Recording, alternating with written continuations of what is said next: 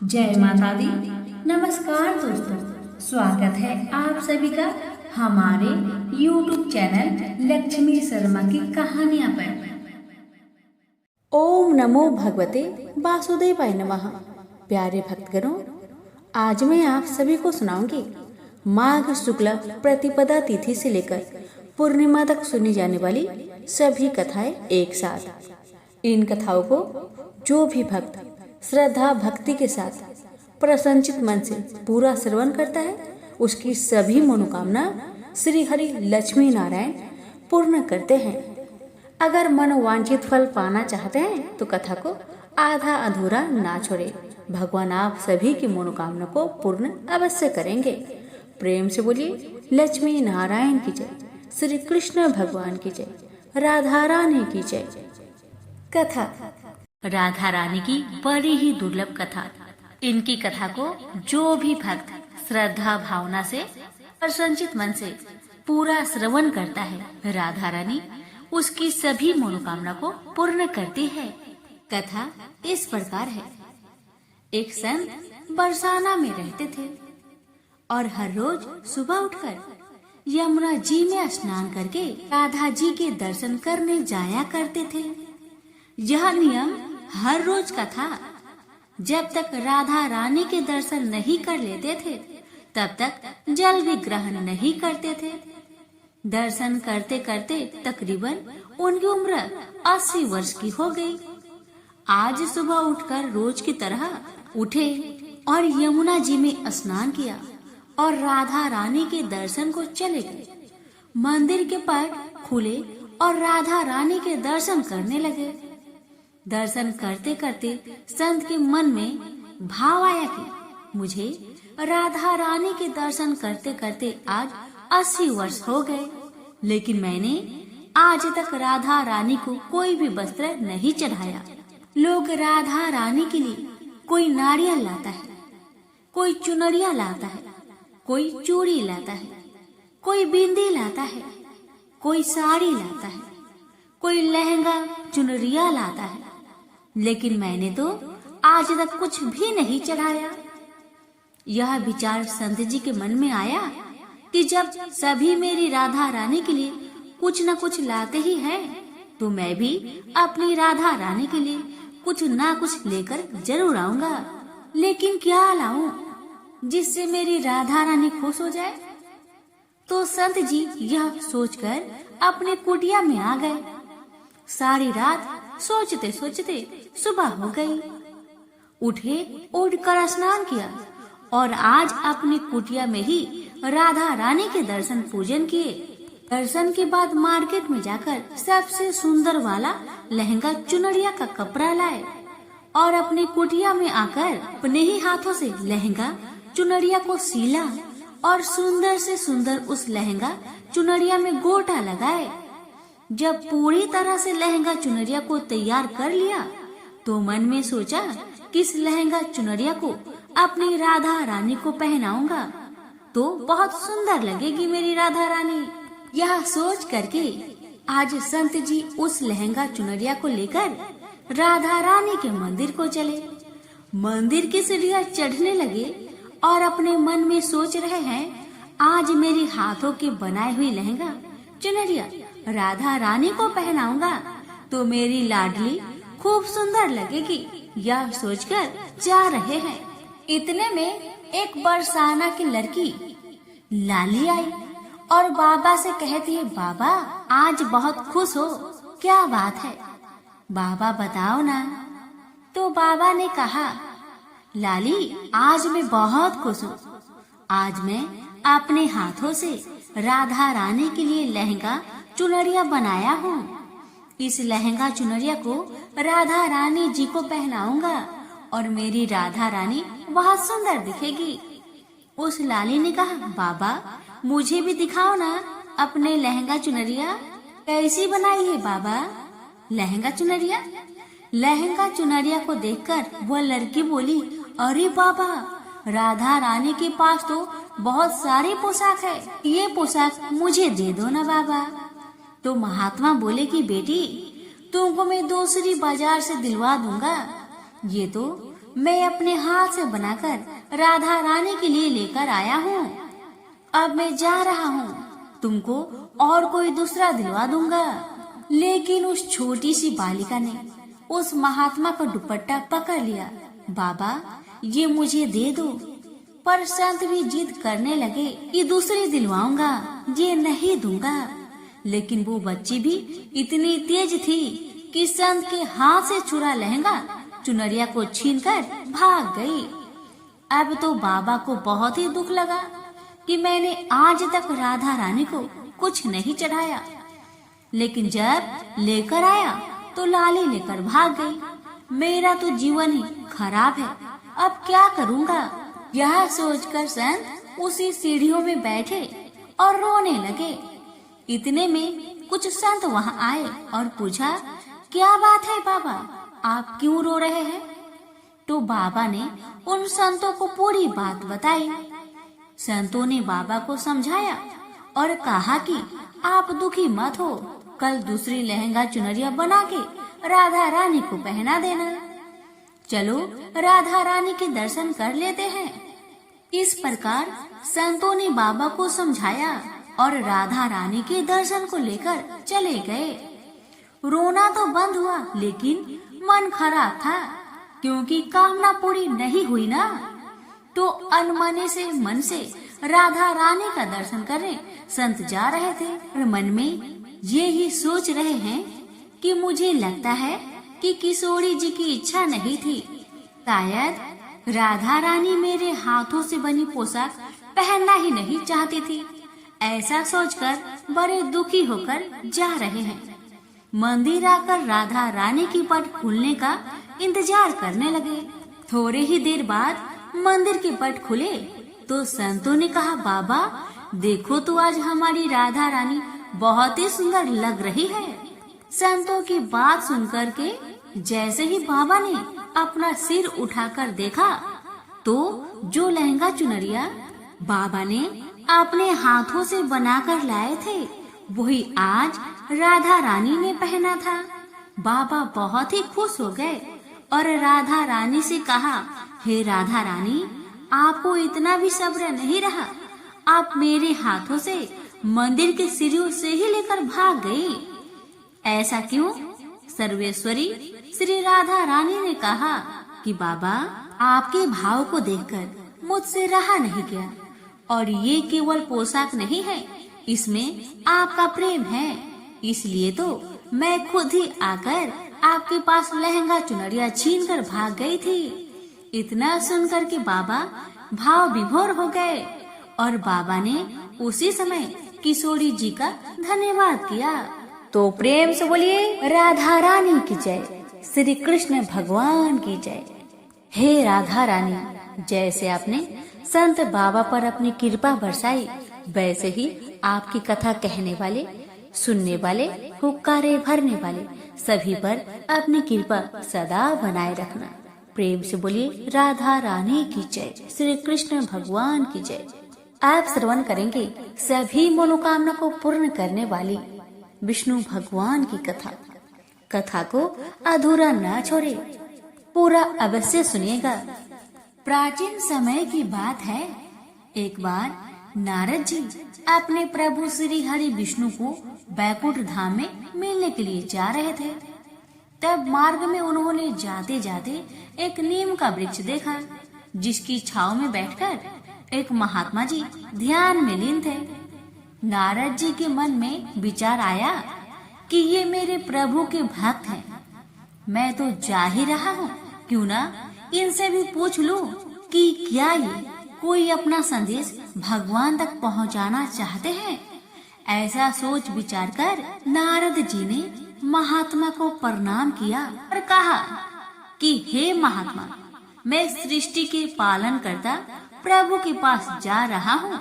अगर आप उन तक कोई बात पहुँचाना चाहते हैं तो मुझे बता दीजिए, मैं उन्हें बता दूंगा। तब महात्मा जी ने कहा, आपकी मुझ पर बड़ी कृपा होगी अगर आप मेरे एक प्रश्न का उत्तर ले आएंगे। तो नारद जी ने कहा कि कहिए आपका क्या प्रश्न है। तो महात्मा जी ने कहा कि मैं भगवान के दर्शन के लिए यह ध्यान व तप कर रहा हूँ। आप बस पूछ आइएगा कि मेरी तरफ से कि मुझे उनके दर्शन कब होंगे। नारद जी ने कहा ठीक है और वहाँ से चले गए। श्री हरि के पास पहुंचकर उन्हें प्रणाम किया। उनकी पूजा अर्चना करने के बाद कुछ देर उन्हें बताने लगे कि आज आपके पास आते आते मार्ग में एक महात्मा मिले जो विशाल नीम के वृक्ष के नीचे बैठकर आपका तप कर रहे थे। उनका एक प्रश्न लेकर आया हूँ। दरअसल उन्होंने पूछा है कि आखिर आप उन्हें दर्शन कब देंगे। भगवान ने बोला दूंगा। नारद जी कहने लगे परंतु कब देंगे, वो ये जानना चाहते हैं। तो भगवान ने नारद जी को उत्तर दिया कि उन्हें कहिएगा कि जिस नीम के वृक्ष के नीचे वो बैठे हैं उस पेड़ में जितने नीम के पत्ते हैं उतने साल बाद मैं उन्हें दर्शन दूंगा। नारद जी यह उत्तर सुनकर आश्चर्य में पड़ गए। उन्हें बुरा लगा परंतु अब वो अपने भगवान से कुछ कहते भी कैसे। हजारों करोड़ों पत्तों वाले उस नीम के वृक्ष का विचार करके नारद जी सोचने लगे कि अपने भक्त के साथ प्रभु का ऐसा विनोद। इन्हीं सारी बातों का विचार करते हुए वो प्रभु को प्रणाम किए और वहाँ से लौट गए। वापस आते समय उन्हें वो महात्मा बैठे मिले। जैसे ही महात्मा ने नारद जी को देखा तो उन्होंने उत्सुकता बस पूछा कि आपने प्रभु से मेरा प्रश्न पूछा। नारद जी ने कहा हे महात्मा, आप उसका उत्तर न ही सुने तो बेहतर होगा क्योंकि उत्तर बहुत दुखदाई है। परंतु महात्मा जी बहुत जिद करने लगे कि बताइए भगवान ने क्या कहा। तो विवशता बस नारद जी ने कहा कि दुखी मत होना, परंतु प्रभु ने कहा है कि इस नीम वृक्ष में जितने पत्ते हैं उतने वर्ष बाद वो आपको दर्शन देंगे। ये सुनते ही महात्मा जी खुशी से नाचने लगे और जिसे देखकर नारद जी हैरान हो गए। उन्होंने महात्मा से कहा कहीं आप पागल तो नहीं हो गए। तो महात्मा ने कहा नहीं मैं पागल नहीं हो गया, मैं तो आनंदमय हो गया हूँ। उनकी बात सुनकर नारद जी ने कहा ये रोने का विषय है ना कि नाचने का। तब महात्मा बोले नारद जी ये नाचने का विषय है क्योंकि अब तो मुझे ये भी पता नहीं था प्रभु मुझे मिलेंगे या नहीं, लेकिन अब ये तो तय हो गया है कि वो मुझे मिलेंगे। इनसे बोलिए लक्ष्मी नारायण की जय। लक्ष्मी नारायण अपनी सभी भक्तों पर अपनी कृपा सदा बनाए रखना। प्राचीन समय की बात है। दक्षिण भारत की तुंगभद्रा नदी के तट पर एक नगर में आत्मदेव नामक एक व्यक्ति रहता था जो सभी वेदों में पारंगत था। उसकी पत्नी का नाम धुंधली था। धुंधली बहुत ही सुंदर लेकिन स्वभाव से झगड़ालू थी। घर में सब प्रकार का सुख था, लेकिन वह व्यक्ति अपनी पत्नी से तो दुखी था ही, साथ ही उसके कोई संतान का सुख भी नहीं था। वह चिंता में रहता था कि यदि उम्र ढल गई तो फिर संतान का सुख देखने को नहीं मिलेगा। यह सोचकर उसने बड़े दुखी मन से अपने प्राण त्यागने के लिए वन को चला गया। वन में एक तालाब में वह कूदने ही वाला था कि तभी एक सन्यासी ने उसे देखकर उससे पूछा, कहो वृपवन, तुम्हें ऐसी कौन सी भारी चिंता है जिसके कारण तुम प्राण त्याग रहे हो। आत्मदेव ने कहा, ऋषिवर, मैं संतान के लिए इतना दुखी हो गया हूँ कि मुझे अब अपना जीवन निष्फल लगता है। संतानहीन जीवन को धिक्कार है और मैंने जिस गाय को पाल रखा है वो भी बाज है। यह तो ठीक है, मैं जो पेड़ लगाता हूँ उस पर भी फल फूल नहीं लगते। मैं घर में जो फल लाता हूँ वह भी बहुत जल्दी सड़ जाता है। इन सब बातों से मैं बहुत दुखी हो चुका हूँ। ऐसा कहकर वह व्यक्ति जोर जोर से रोने लगा। वह संत उसकी बात सुनकर उसके ललाट की रेखाएं को देखता है। रेखाओं को देखकर वह कहता है, वृपवन, कर्म की गति बड़ी प्रबल है, वासना को छोड़ दो। सुनो, मैंने तुम्हारे भाग्य देख लिया है। इस जन्म में तो क्या अगले 7 जन्मों तक तुम्हारे कोई संतान भी किसी प्रकार से नहीं हो सकता? तब ब्राह्मण कहता है, फिर मुझे प्राण त्यागने दीजिए, या आप किसी भी यत्न से मुझे पुत्र प्राप्त का मार्ग बताएं। जब वह संत देखता है कि यह व्यक्ति किसी भी प्रकार से समझाने पर भी प्राण त्यागने को आमदा है, तो वह अपनी झोली में से एक फल निकालकर कहता है कि अच्छा ठीक है, तुम यह फल लो और इसे अपनी पत्नी को खिला देना, उससे उसके एक पुत्र होगा। आत्मदेव वह फल लाकर अपनी पत्नी को दे देता है, लेकिन उसकी पत्नी वह मन ही मन में सोचती है कि यदि मैंने ये फल खा लिया और मेरा गर्भ रह गया तो मुझसे खाया नहीं जाएगा और मैं मर भी सकती हूँ। यह सोचकर वह तय करती है कि मैं ये फल नहीं खाऊंगी। इसलिए वह आत्मदेव से कई तरह के तर्क और कुतर्क करती है। आत्मदेव के कहने पर वह फल तो रख लेती है, लेकिन खाती नहीं है। एक दिन उसकी बहन उसके घर आती है, जिसे वह सारा किस्सा सुनाती है। बहन उससे कहती है कि मेरे पेट में बच्चा है, प्रसव होने पर वह बालक मैं तुम्हें दे दूंगी, तब तक तुम गर्भवती के समान घर में रहो। मैं कह दूंगी मेरा बच्चा मर गया और तू ये फल गाय को खिला देना। आत्मदेव की पत्नी ने अपनी बहन की बात मान ली और वैसा ही किया, उस फल को गाय को खिला दिया। समय व्यतीत होने पर उसकी बहन का बच्चा लाकर धुंधली को दे दिया गया। पुत्र हुआ है, यह सुनकर आत्मदेव को बड़ा आनंद हुआ। धुंधली ने अपने बच्चे का नाम धुंधकारी रखा। इसके 3 माह व्यतीत होने के बाद एक दिन आत्मदेव सुबह गाय को चारा डालने गया। उसने देखा कि गाय के पास एक बच्चा है जो कि मनुष्य आकार में है, लेकिन बस उसके कान ही गाय के समान थे। उसे देखकर वह आश्चर्य में पड़ जाता है, हालांकि उसे बड़ा आनंद भी होता है। वह उस बच्चे को उठाकर घर में ले जाता है। उसका नाम वह गोकर्ण रखता है। अब उसके 2 बालक हो जाते हैं, एक धुंधकारी और दूसरा गोकर्ण। गोकर्ण बड़ा होकर विद्वान, पंडित और ज्ञानी निकला, जबकि धुंधकारी दुर्नसेरी और क्रोधी, चोर, व्यभिचारी, अस्त्र शस्त्र धारण करने वाला, माता पिता को सताने वाला निकला। वह माता पिता की सारी संपत्ति नष्ट कर देता था। एक दिन वह पिता को मार मार कर घर से बाहर निकाल दिया। पिता रोने लगा और कहता है कि मेरी पत्नी का बाँझ रहना ही अच्छा था। तभी वहाँ गोकर्ण आ जाता है। वह पिताजी को वैराग्य का उपदेश देता है और कहता है, आप सभी को छोड़कर प्रभु के शरण में वन में चले जाएं और भगवत भजन करें। भगवत भजन ही सबसे बड़ा धर्म है। गौ से उत्पन्न पुत्र गोकर्ण की बात मानकर आत्मदेव वन में चले जाते हैं। बाद में उसकी पत्नी धुंधली को धुंधकारी सताने लगता है, तो वह कुएं में कूदकर आत्महत्या कर लेती है। अब धुंधकारी 5 वेश्याओं के साथ रहने लगा।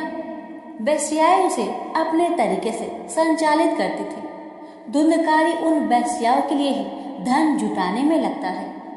वह उनके लिए डाका डालता और चोरी करता है।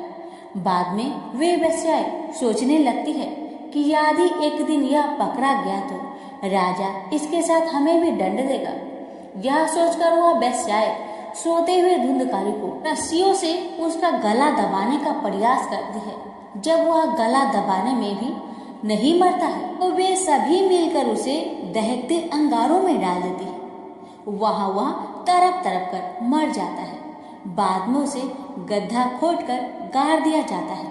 मरने के बाद धुंधकारी भयंकर दुख देने, झेलने और अपने कुकर्मों के कारण एक प्रेत बन जाता है। प्रेत बनने के बाद भूख और प्यास से वह व्याकुल हो जाता है। रह रहकर चिल्लाता भी रहता है, क्योंकि उसे अंगारों से जलाया गया था। इसलिए उसकी अनुभूति उसे अभी भी सताती रहती है। उसे लगता है कि अभी भी मेरा शरीर जल रहा है। एक दिन उसका भाई गोकर्ण उसके गांव में कथा करते हुए आते हैं। गोकर्ण सबसे नजर बचाते हुए अपने पुस्तकनी मकान में सोने को चले जाते हैं। अपने ही घर में अपने भाई को सोया हुआ देखकर धुंधकारी खुश हो जाता है और आवाज लगाता है, गोकर्ण यह आवाज सुनकर पूछता है कि तुम कौन हो? धुंधकारी कहता है, मैं तुम्हारा भाई हूँ, मेरे कुकर्म की गिनती नहीं की जा सकती, इसी से मैं प्रेत योनि में पड़ा हूँ, ये दुर्दशा भोग रहा हूँ। भाई तुम दया करके मुझे इस योनि से छुड़ाओ। गोकर्ण कहता है कि मुझे बड़ा आश्चर्य हो रहा है, मैंने तुम्हारे लिए विधि पूर्वक गया जी में श्राद्ध किया, फिर भी तुम प्रेत योनि से मुक्त कैसे नहीं हुई? मैं कुछ और उपाय करता हूँ। कई उपाय करने के बाद भी जब कुछ नहीं होता है तो अंत में वह सूर्यदेव से पूछते हैं, तो सूर्यदेव कहते हैं केवल श्रीमद् भागवत कथा सुनने से ही मुक्ति हो सकती है, इसलिए तुम सप्ताह पारायण करो। तब गोकर्ण ने व्यास गद्दी पर बैठकर कथा कहने लगे। देश गांव से बहुत लोग कथा सुनने आने लगे। इतनी भीड़ हो गई कि सब आश्चर्य करने लगे। तब वह प्रेत भी वहां आ पहुंचा। वह इधर उधर स्थान ढूंढने लगा।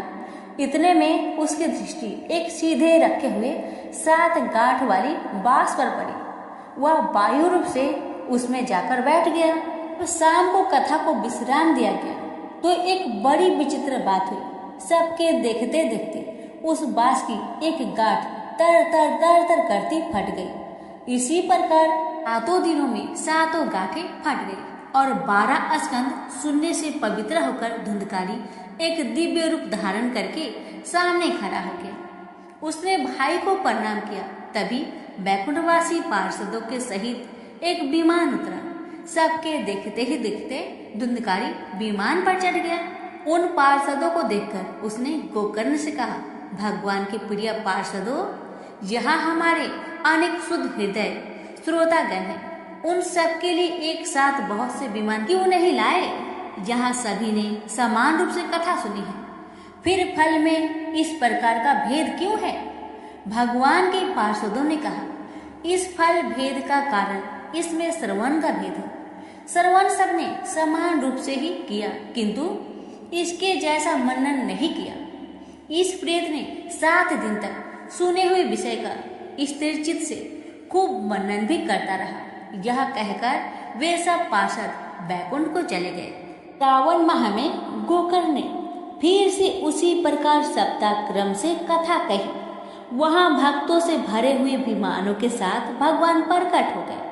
उस गांव में कुत्ते और चंडाल प्रश्न जितने भी जीव थे सभी दिव्य देह धारण करके विमान पर चढ़ गए। भगवान उन सभी को योनि दुर्लभ गोलोक धाम में ले गए। प्रेम से बोलिए लक्ष्मी नारायण की जय, श्री कृष्ण भगवान की जय, राधा रानी की जय। अति प्राचीन काल की बात है।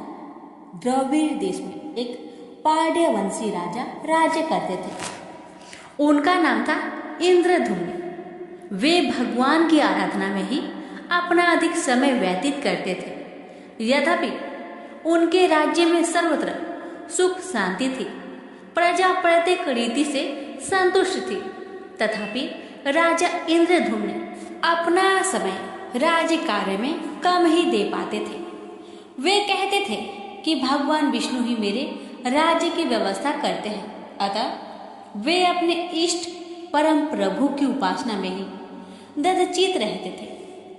राजा इंद्रधुम्न के मन में आराध्य आराधना की लालसा उत्तरोत्तर बढ़ती ही गई। इस कारण वे राज्य का त्याग कर मलय पर्वत पर रहने लगे।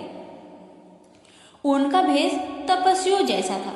सिर के बाल बढ़कर जटा के रूप में हो गए थे। वे निरंतर परम ब्रह्मा परमात्मा की आराधना में तल्लीन रहते थे। उनके मन और प्राण भी श्री हरि के चरण कमलों में मधुकर बने रहते।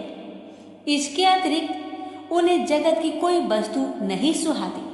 उन्हें राज्य, कोष, प्रजा तथा पत्नी आदि किसी प्राणी या पदार्थ की स्मृति ही नहीं होती थी। एक बार की बात है, राजा इंद्रधुम्न प्रतिदिन की भांति स्नान आदि से निवृत्त होकर सर्वसमर्थ प्रभु की उपासना में तल्लीन थे। उन्हें ब्रह्मा जगत का तनिक भी ध्यान नहीं था। संयोग बस उसी समय महर्षि अगस्त्य अपने समस्त शिष्यों के साथ वहां पहुंच गए, लेकिन न पाद्य, न अर्घ्य और न स्वागत मौनव्रती राजा इंद्रधुम्न परम प्रभु के ध्यान में निमग्न थे। इससे महर्षि अगस्त्य कुपित हो गए। उन्होंने इंद्रधुम्न को श्राप दिया, इस राजा ने गुरुजनों से शिक्षा नहीं ग्रहण की है और अभिमान बस परोपकार से निवृत्त होकर मनमानी कर रहा है। ब्राह्मणों का अपमान करने वाला यह राजा हाथी के समान जड़ बुद्धि है, इसलिए इसे घोर अज्ञानमयी हाथी की योनि प्राप्त हो। महर्षि अगस्त्य भगवत दंभ इंद्रधुम्न को यह श्राप देकर चले गए। राजा इंद्रधुम्न ने इसे श्री भगवान का मंगलमय विधान समझकर प्रभु के चरणों में सिर रख दिया। क्षीरविद में 10 सहस्त्र योजन लंबा, चौड़ा और ऊंचा त्रिकूट नामक एक पर्वत था। वहां पर वैद्य अत्यंत सुंदर एवं श्रेष्ठ था। उस पर्वतराज त्रिकूट की तराई में ऋतुमान नामक भगवान वरुण का कीड़ा कानन था। उसके चारों ओर दिव्य वृक्ष सुशोभित थे। वे वृक्ष सदा पुष्पों और फूलों से लदे रहते थे। उसी कीड़ा कानन ऋतुमान के समीप पर्वत श्रेष्ठ त्रिकूट के गहन मन में हथनियों के साथ एक अत्यंत शक्तिशाली और अमित पराक्रमी गजेंद्र रहता था। एक बार की बात है, गजेंद्र अपने साथियों सहित तृष्णाधिक्य से व्याकुल हो गया। वह कमल की गंध से सुगंधित वायु को सुनकर चिताक्षर विशाल सरोवर के तट पर जा पहुंचा। गजेंद्र ने उस सरोवर के निर्मल, शीतल और मीठे जल में प्रवेश किया। पहले तो उसने जल पीकर अपनी तृष्णा बुझाई, फिर जल में स्नान कर अपना श्रम दूर किया। तत्पश्चात उसने जल क्रीड़ा आरंभ कर दी। वह अपनी सूर में जल भरकर उसकी फुहारे से हाथनियों को स्नान कराने लगा। तभी अचानक गजेंद्र ने सूर उठाकर चित्कार की। पता नहीं किधर से एक मगर ने आकर उसका पैर पकड़ लिया था। गजेंद्र ने अपना पैर छुड़ाने के लिए पूरी शक्ति लगाई, परंतु उसका बस नहीं चला, पैर नहीं छूटा। अपने स्वामी गजेंद्र को ग्रहग्रस्त देखकर हथनियां, कला और अन्य गज अत्यंत व्याकुल हो गए। वे सूर उठाकर चिघाड़ने और गजेंद्र को बचाने के लिए सरोवर के भीतर बाहर दौड़ने लगे।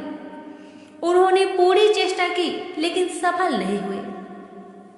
वस्तुतः महर्षि अगस्त्य के श्राप से राजा इंद्रधुम्न ही गजेंद्र हो गए थे और गंधर्व श्रेष्ठ हुहु महर्षि देवल के श्राप से ग्राह हो गए थे। वे भी अत्यंत पराक्रमी थे। संघर्ष चलता रहा। गजेंद्र स्वयं को बाहर खींचता और ग्राह गजेंद्र को भीतर खींच ले जाता। सरोवर का निर्मल जल कंदला हो गया था।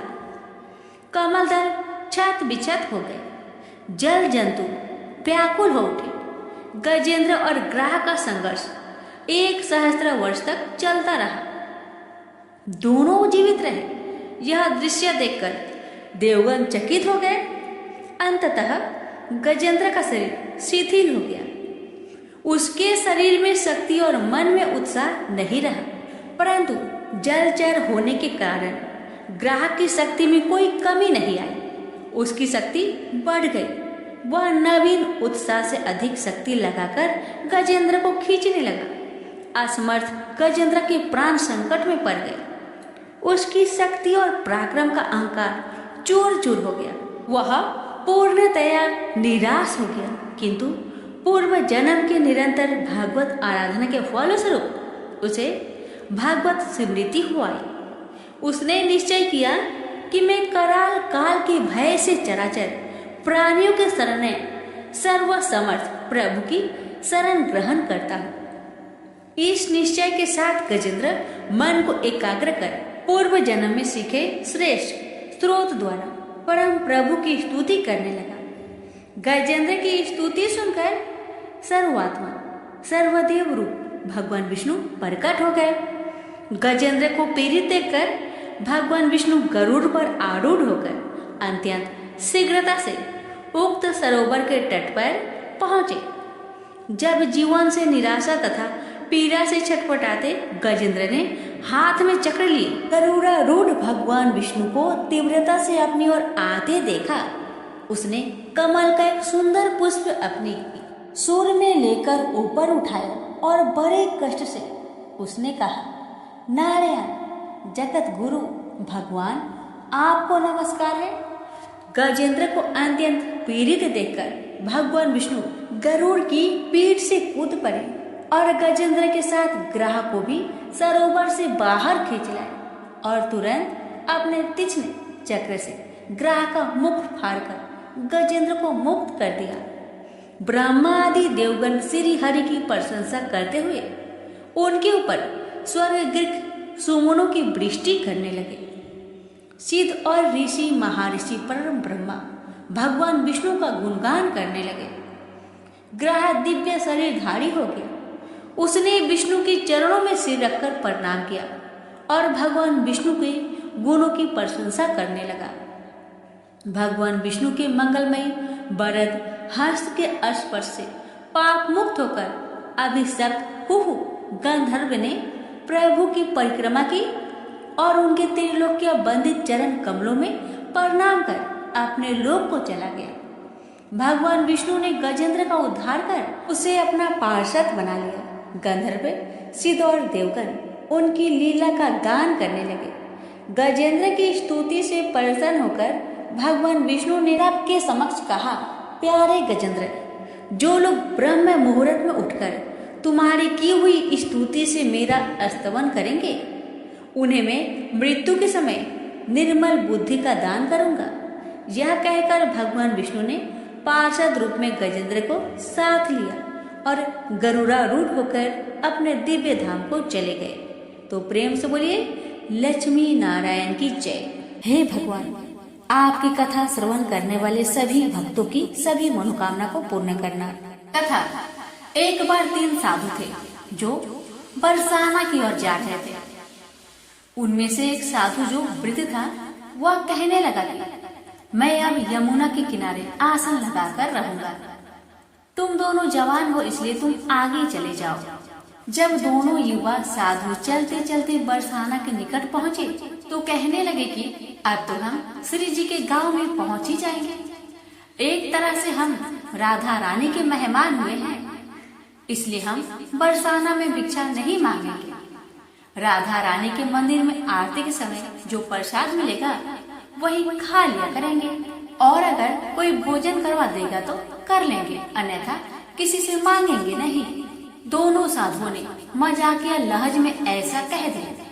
मंदिर में पहुंचकर राधा रानी के दर्शन किए, मंदिर में आरती देखी और उत्सव का आनंद लिया। दोनों ने सोचा कि राधा रानी के मेहमान हैं, इसलिए भिक्षा तो नहीं मांगेंगे, इसलिए बिना भोजन के ही सो गए। उसी रात्रि को राधा रानी ने स्वप्न में मंदिर के पुजारी जी को जगाया और कहने लगी कि मेहमान भूखे हैं और आप चैन से सो रहे हैं।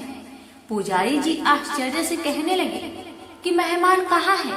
तो राधा रानी कहने लगे कि 2 साधु हैं जो बिना भोजन के ही सोए हैं। पुजारी जी जल्दी से उठे और साधुओं को ढूंढकर उन्हें जगाया।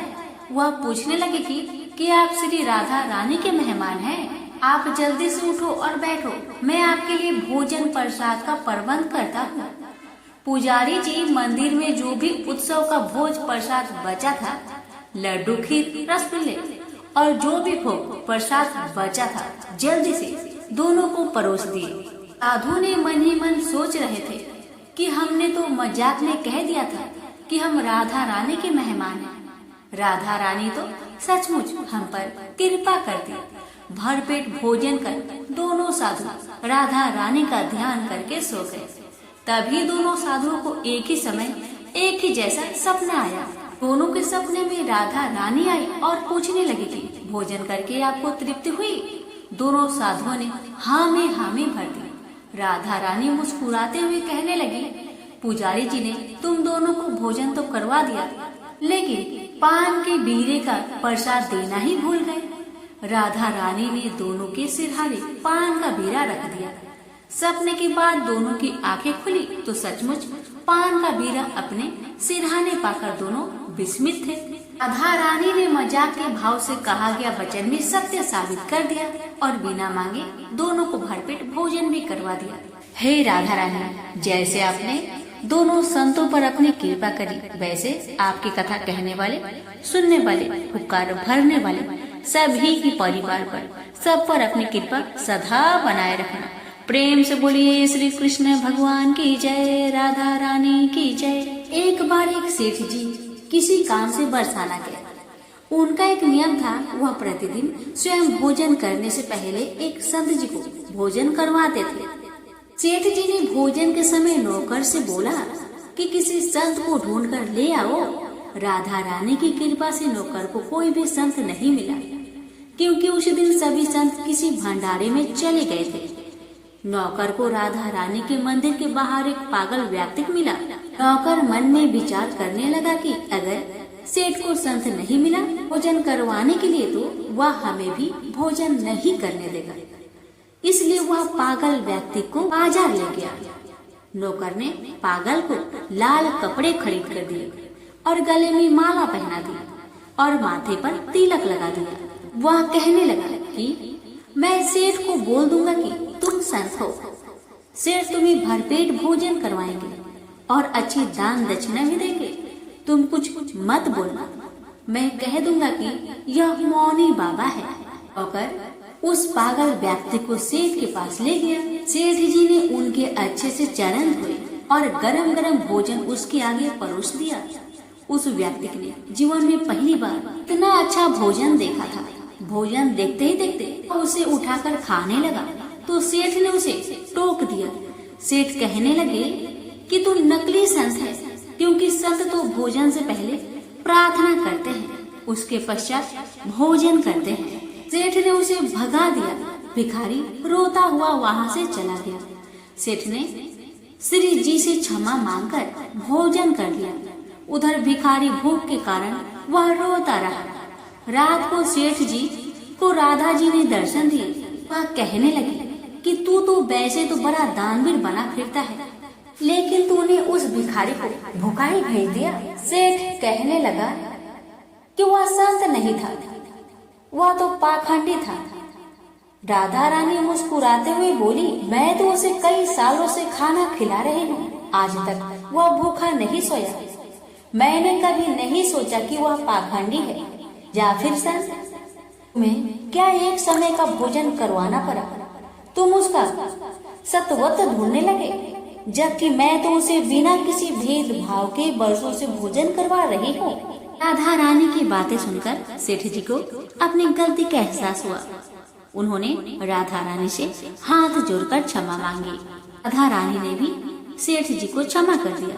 प्रेम से बोलिए श्री कृष्ण भगवान की जय, राधा रानी की जय। एक समय नैमिषारण्य तीर्थ में सौनकादि 88,000 ऋषियों ने श्री सूत जी से पूछा, हे प्रभु, इस कलयुग में वेद विद्या रहित मनुष्य को प्रभु भक्ति किस प्रकार मिलेगी तथा उनका उद्धार कैसे होगा? हे मुनि श्रेष्ठ, कोई ऐसा तप कहिए जिसमें थोड़े समय में पुण्य प्राप्त हो तथा वांछित फल भी मिले। यह कथा सुनने की हमारी इच्छा है। सर्व शास्त्र ज्ञाता श्री सूत जी बोले, हे वैष्णवों में पूज्य, आप सबने प्राणियों के हित की बात पूछी है। अब मैं उस श्रेष्ठ व्रत को आप लोगों से कहूँगा जिस व्रत को नारद जी ने लक्ष्मी नारायण से पूछा था और श्री लक्ष्मीपति ने मुनि श्रेष्ठ नारद जी से कहा था। सो ध्यान से सुनो। एक समय योगी राज नारद जी दूसरे के हित की इच्छा से अनेक लोकों में घूमते हुए मृत्यु लोक में आ पहुँचे। वहाँ पर अनेक योनियों में जन्म हुए प्राय सभी मनुष्य को अपने अपने कर्मों द्वारा अनेक दुखों से पीड़ित देखकर उन्होंने सोचा कि ऐसा क्या किया जाए कि मानवों के दुखों का नाश हो सके। ऐसा मन में विचार कर नारद जी विष्णु लोक को गए। वहाँ श्वेत वर्ण और 4 भुजाओं वाले देवों के इस नारायण को, जिनके हाथ में शंख चक्र गदा और पद्म थे, तथा वरमाला पहने हुए थे। यह देखकर नारद जी स्तुति करने लगे, हे भगवान, आप अत्यंत शक्ति से संपन्न हैं। मन तथा वाणी भी आपको नहीं पा सकते। आपका आदि मध्य अंत नहीं है। निर्गुण स्वरूप सृष्टि के कारण भक्तों के दुख को नष्ट करने वाले हैं। आपको मेरा नमस्कार है। नारद जी से इस प्रकार की स्तुति सुनकर विष्णु भगवान बोले, हे मुनि श्रेष्ठ, आपके मन में क्या है? आपका किस काम के लिए यहाँ आगमन हुआ है? वो सब निसंकोच कहिए। तब नारद मुनि बोले, मृत्यु लोक में सब मनुष्य जो अनेक योनि में पैदा हुए हैं, अपने अपने कर्मों द्वारा अनेक प्रकार के दुखों से दुखी हो रहे हैं। हे नाथ, मुझ पर दया रखते हैं तो बताइए कि उन मनुष्य के सब दुख थोड़े से प्रयत्न से कैसे दूर हो सकते हैं? श्री भगवान जी बोले, हे नारद, मनुष्यों की भलाई के लिए तुमने बहुत ही अच्छी बात पूछी है, जिसके करने से मनुष्य मोह से छूट जाता है। वह मैं कहता हूँ, सुनो। पुण्य देने वाला स्वर्ग तथा मृत्यु लोक दोनों में दुर्लभ एक उत्तम व्रत है। आज मैं प्रेमवश होकर तुमसे कहता हूँ, श्री सत्यनारायण भगवान का व्रत अच्छी तरह विधान पूर्वक करके मनुष्य तुरंत ही यहाँ सुख भोग कर मरने पर मोक्ष को प्राप्त होता है। कि भगवान के वचन सुनकर नारद मुनि बोले कि उस व्रत का फल क्या है, क्या विधान है, किसने यह व्रत किया था और किस दिन यह व्रत करना चाहिए, विस्तार से कहिए।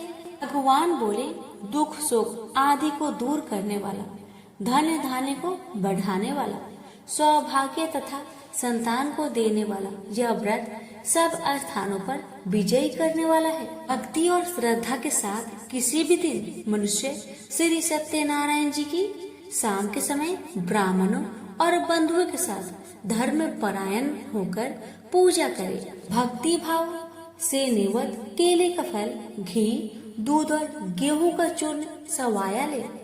गेहूं के अभाव में साठी का चूर्ण, शक्कर तथा गुड़ ले और सब भक्षण योग्य पदार्थ जमा करके भगवान को अर्पित करे तथा बंधु बांधवों सहित ब्राह्मणों को भोजन कराए। उसके पश्चात स्वयं भोजन करे। नित्य गीत आदि का आचरण कर श्री सत्यनारायण भगवान का स्मरण करता हुआ समय व्यतीत करे। इस तरह व्रत करने पर मनुष्य की इच्छा निश्चय पूरी होती है। विशेषकर कली काल में मृत्यु लोक पर यही मोक्ष का सरल उपाय है। जो बोलिए सत्यनारायण भगवान की जय। श्री सत्यनारायण व्रत कथा का प्रथम अध्याय संपूर्ण हुआ। श्रीमन नारायण नारायण नारायण, भजमन नारायण नारायण नारायण। श्री सत्यनारायण भगवान की जय। आप सुनिए दूसरा अध्याय। उत जी बोले, हे ऋषियों, जिसने पहले समय में इस व्रत को किया है उसका इतिहास कहता हूँ, ध्यान से सुनो। सुंदर काशीपुरी नगरी में एक अत्यंत निर्धन ब्राह्मण रहता था। वह भूख प्यास से बेचैन हुआ नित्य पृथ्वी पर घूमता था। ब्राह्मणों से प्रेम करने वाले भगवान ने ब्राह्मण का रूप धारण कर उसके पास जाकर आदर के साथ पूछा, हे ब्रीप, नित्य दुखी हुआ पृथ्वी पर क्यों घूमता है? दीन ब्राह्मण बोला, मैं निर्धन ब्राह्मण हूँ, भिक्षा के लिए पृथ्वी पर फिरता हूँ। हे भगवान, यदि आप इसका उपाय जानते हैं तो कृपा करके कहिए। वृद्ध ब्राह्मण बोला कि सत्यनारायण भगवान मनोवांछित फल देने वाले हैं, इसलिए हे ब्राह्मण, तू उनका पूजन कर, जिसके करने से मनुष्य सब दुखों से मुक्त हो जाता है। ब्राह्मण को व्रत का सारा विधान बतलाकर बूढ़े ब्राह्मण का रूप धारण करने वाले श्री सत्यनारायण भगवान अंतर ध्यान हो गए। जिस व्रत को वृद्ध ब्राह्मण ने बतलाया है मैं उसको करूँगा, यही निश्चय करने पर उसे रात में नींद नहीं आई। वह सवेरे उठ सत्यनारायण भगवान के व्रत का निश्चय कर भिक्षा के लिए चला। उस दिन उसको भिक्षा में बहुत धन मिला। इससे बंधु बांधवों के साथ उसने श्री सत्यनारायण का व्रत किया। इसके करने से वह ब्रीप सब दुखों से छूटकर अनेक प्रकार की संपत्ति से युक्त हुआ। उस समय से वह ब्रीप हर मास व्रत करने लगा। इस तरह सत्यनारायण भगवान के व्रत को जो करेगा वह सब पापों से छूटकर मोक्ष को प्राप्त होगा। जो पृथ्वी पर श्री सत्यनारायण भगवान का व्रत करेगा वह मनुष्य सब दुखों से छूट जाएगा। इस तरह नारद जी से नारायण जी का कहा हुआ यह व्रत मैंने तुमसे कहा। हे ब्रीपो, मैं यार और क्या कहूँ। ऋषि बोले, हे मुनिवर, संसार में उस ब्रीप से सुनकर और किस किस ने इस व्रत को किया, हम वह सुनना चाहते हैं। इसके लिए हमारे मन में श्रद्धा है। सूत जी बोले, हे मुनियों, जिसने इस व्रत को किया है वह सब सुनो। एक समय वह ब्रीप धन और ऐश्वर्य के अनुसार बंधु बांधवों के साथ व्रत करने को तैयार हुआ। उसी समय एक लकड़ी बेचने वाला बूढ़ा आदमी आ गया और बाहर लकड़ियां को रखकर ब्रीप के मकान में गया। प्यास से दुखी लकड़हारा उनको व्रत करते देखकर ब्रीप को नमस्कार कर कहने लगा कि आप यह क्या कर रहे हैं और इसके करने से क्या फल मिलता है, कृपया मुझसे कहिए। ब्राह्मण ने कहा, सब मनोकामनाओं को पूरा करने वाला यह श्री सत्यनारायण भगवान का व्रत है। इसकी ही कृपा से मेरे यहाँ धन्य धान्य आदि की वृद्धि हुई है। ब्रीप से इस व्रत के बारे में जानकर लकड़हारा बहुत प्रसन्न हुआ। चरणामृत ले और प्रसाद खाने के बाद अपने घर को गया। लकड़हारे ने अपने मन में इस प्रकार का संकल्प किया कि आज ग्राम में लकड़ी बेचने से जो धन मिलेगा उसी से मैं श्री सत्यनारायण भगवान का उत्तम व्रत करूंगा। यह मन में विचार कर वह बूढ़ा आदमी लकड़ियां अपने सिर पर रखकर जिस नगर में धनवान लोग रह रहे थे ऐसे सुंदर नगर में गया। उस रोज वहां पर उसे उन लकड़ियों का दाम पहले दिनों से 4 गुना मिला। वह बूढ़ा लकड़हारा दाम ले और अति प्रसन्न होकर पके केले की फली, शक्कर, घी, दूध, दही और गेहूं का चूर्ण इत्यादि श्री सत्यनारायण भगवान के व्रत की कुल सामग्रियों को लेकर अपने घर गया।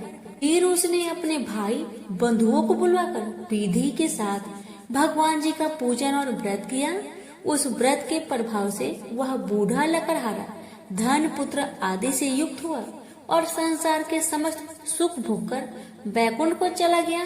श्री सत्यनारायण व्रत कथा का दूसरा अध्याय संपूर्ण। श्रीमन नारायण नारायण नारायण, भज मन नारायण नारायण नारायण। श्री सत्यनारायण भगवान की जय। सुनिए तीसरा अध्याय। सूत जी बोले, हे श्रेष्ठ मुनियों, अब आगे की कथा कहता हूँ। पहले समय में उल्कामुख नाम का एक बुद्धिमान राजा था। वह सत्यवक्ता और जितेंद्रिय था। प्रतिदिन देव स्थानों पर जाता तथा गरीबों को धन देकर उनका कष्ट को दूर करता था। उसकी पत्नी कमल के समान मुख वाली और सती साध्वी थी।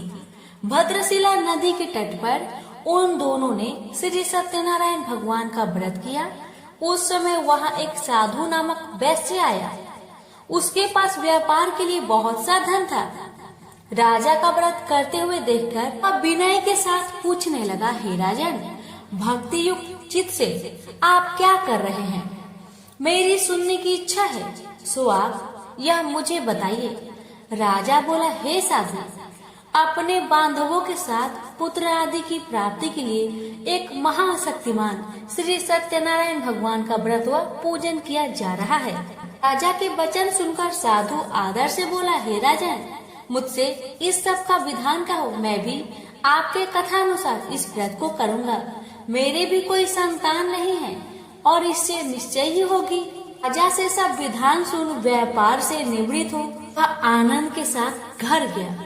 साधु ने अपनी स्त्री से संतान देने वाले उस व्रत का वर्णन सुनाया और कहा कि जब मेरी संतान होगी तब मैं इस व्रत को करूँगा। साधु ने ऐसे वचन अपनी स्त्री लीलावती से कही। एक दिन उसकी स्त्री लीलावती पति के साथ आनंदित हो सांसारिक धर्म में प्रवृत्त होकर श्री सत्यनारायण भगवान की कृपा से गर्भवती हो गई तथा 10वें महीने में उसके एक सुंदर कन्या का जन्म हुआ। दिनों दिन वह इस तरह बढ़ने लगी जैसे शुक्ल पक्ष का चंद्रमा बढ़ता है। कन्या का नाम कलावती रखा गया। तब लीलावती ने मीठे शब्द में अपने पति से कहा कि जो आपने संकल्प किया था कि सत्यनारायण भगवान का व्रत करूंगा, अब आप उसे करिए। साधु बोला, हे प्रिय, इसके विवाह पर करूंगा। इस प्रकार अपनी पत्नी को अवशासन दे वह नगर को गया। कलावती पितृगृह में वृद्धि को प्राप्त हो गई। साधु ने जब नगर में सखियों के साथ अपनी पुत्री को देखा तो तुरंत ही दूत को बुलाकर कहा कि कन्या के लिए कोई सुयोग वर देखकर लाओ। साधु की आज्ञा पाकर दूत कंचन नगर में पहुंचा और वहां पर खोज और देखभाल कर लड़की के लिए सुयोग बानिक पुत्र को ले आया। वो सुयोग लड़के को देखकर साधु ने अपने बंधु बांधवों सहित प्रसन्नचित अपनी पुत्री का विवाह उसके साथ कर दिया।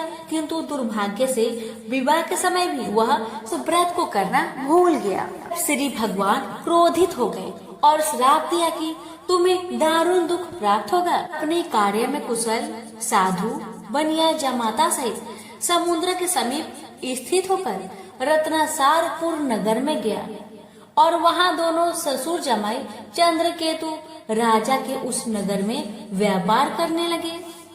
एक बार भगवान श्री सत्यनारायण की माया से प्रेरित कोई चोर राजा का धन चुराकर भाग जा रहा था, किंतु राजा के दूतों को आता देखकर चोर ने घबराकर भागते हुए राजा के धन को वही चुपचाप रख दिया जहां वे ससुर जमाई ठहरे हुए थे।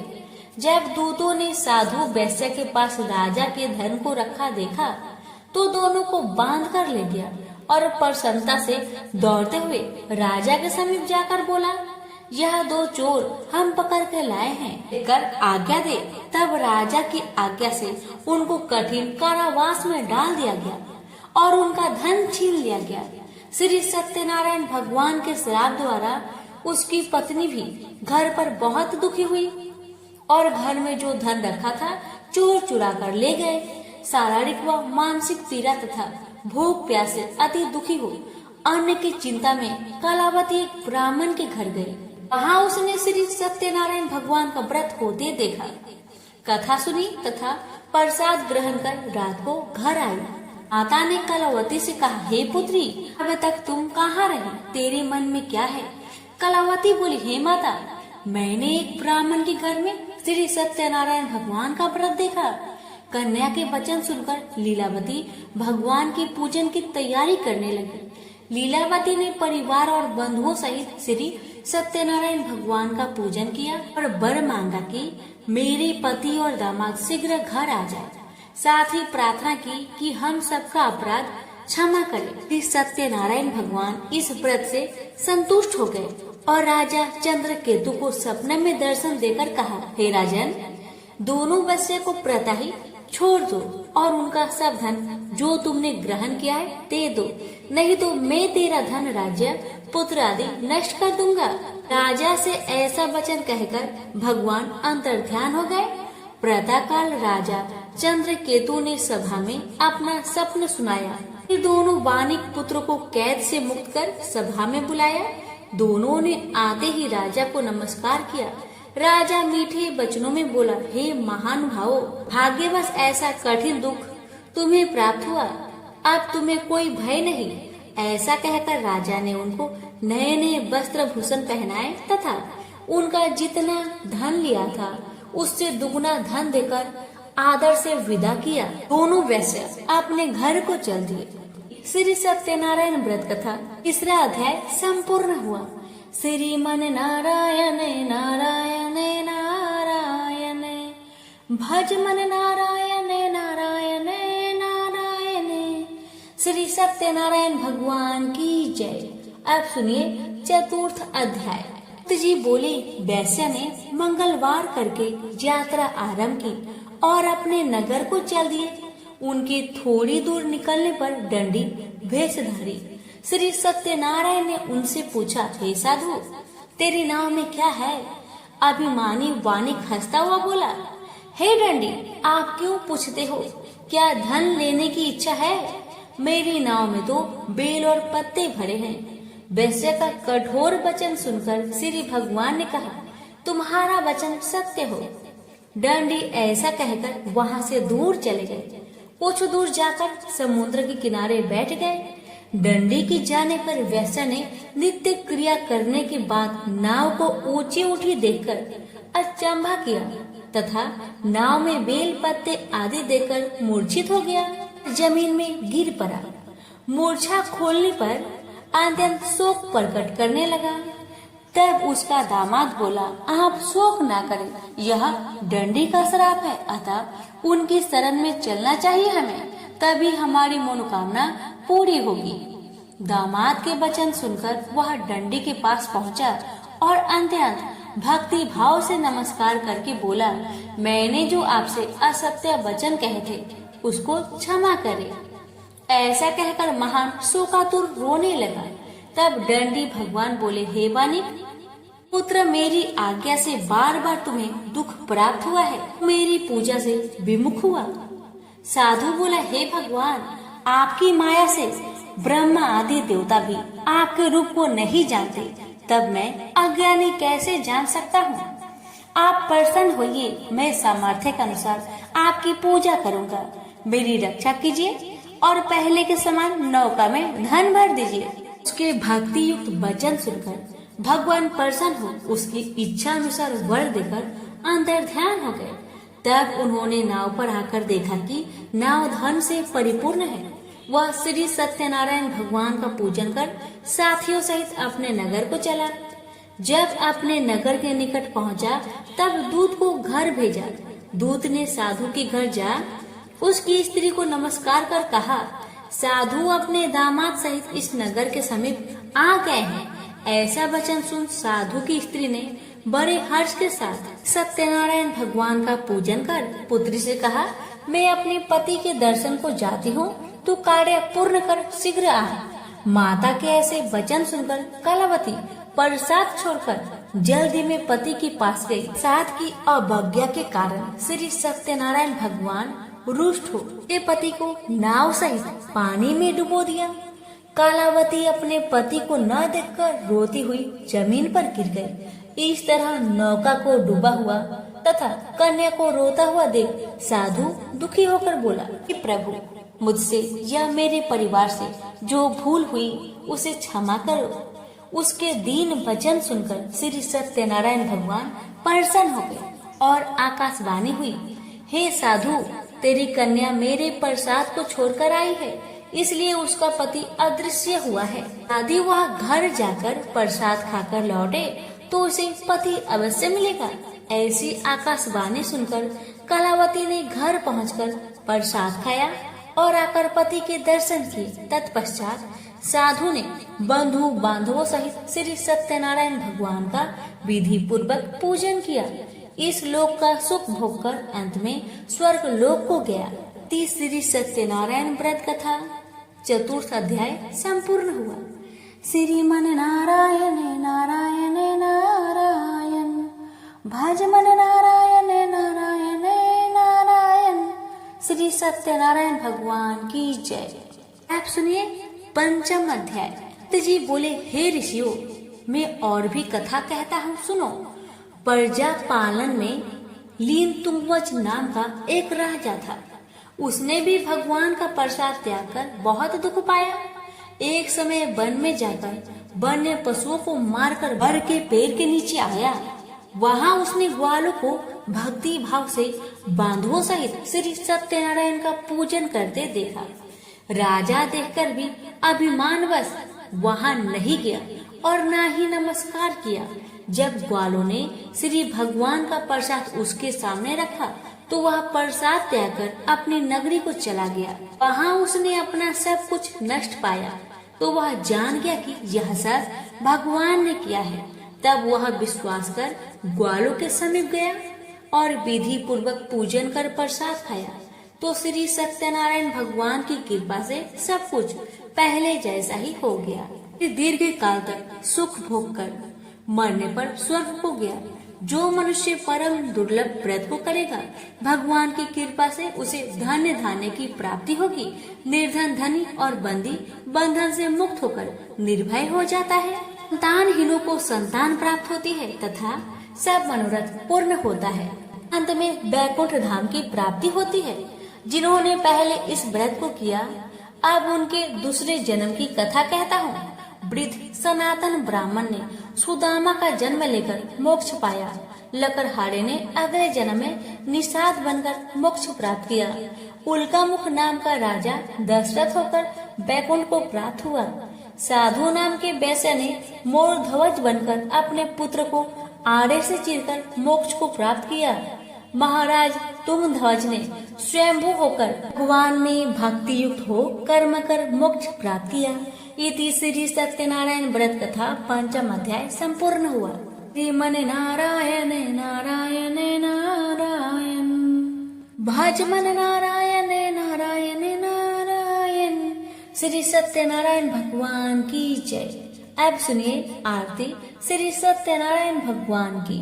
जय लक्ष्मी रमैना स्वामी, जय लक्ष्मी रमैना। सत्यनारायण स्वामी जनपातक हरना।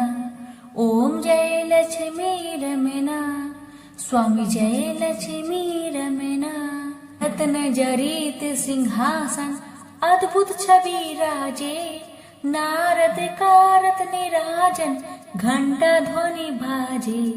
ओम जय लक्ष्मी रमैना स्वामी, जय लक्ष्मी रमैना। प्रकट भय कली कारण द्विज को दर्श दियो। बूढ़ा ब्राह्मण बनकर कंचन महल कियो।